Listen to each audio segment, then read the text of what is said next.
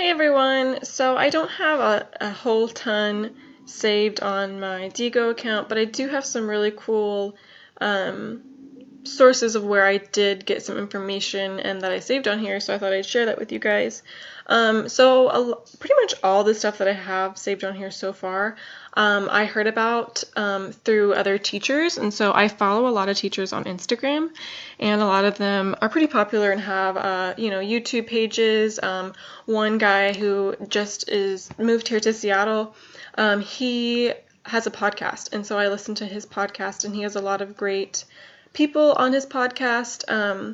So recently I just listened to his podcast with Dr. Jose Medina, and he has his PhD in bilingual education and ELL education, and so he's a great resource because we're all going to have ELL learners in our classroom, and so this is his website that I heard about on the podcast and I saved on here. Also, Education with an Apron. She is a lady who was on the podcast as well, and she is a kindergarten teacher. This is her Teachers Pay Teacher page, and she does a lot of lessons of topics that we would assume would be maybe a little too heavy for kindergarten, but work really well, and it's done in a way that the students are able to participate and really make big critical thinking connections. And so for me, being a primary teacher, or that's my focus, I thought this was a great resource. I also got all of my websites such as code.org, ClassFlow, ClassDojo.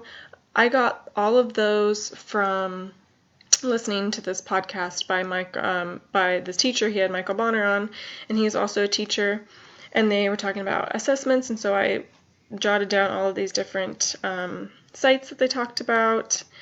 I also put Canva on here because I saw that in class and I thought that was really cool. But yeah, so if you aren't following any teachers or anything like that, I would really recommend it because they share a lot of their sources and their own individual work. Like I said, this guy has this podcast. Another lady that I follow, she has a Teachers Pay Teacher site, a YouTube site. A lot of teachers share their own lessons and books that they've read, and it's just a really good resource, and it's this huge giant community that you have so many resources on the internet to connect. So I really recommend that, and that's where most of my stuff has come from so far, and that is it.